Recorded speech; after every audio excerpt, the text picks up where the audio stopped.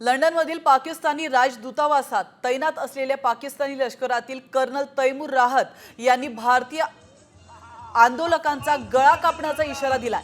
तर पहलगाम दहशतवादी हल्ल्याचा निषेध करण्यासाठी लंडनमध्ये मोठ्या संख्येने भारतीय नागरिक एकत्र येत पाकिस्तान राजदूतावासाबाहेर निदर्शनं त्यांनी केली आहेत। यावेळी कर्नल तैमूरने भारतीय नागरिकांना इशारा दिलाय। पाकिस्तानी अधिकाऱ्याचा व्हिडिओ कॅमेरामध्ये कैद झाला।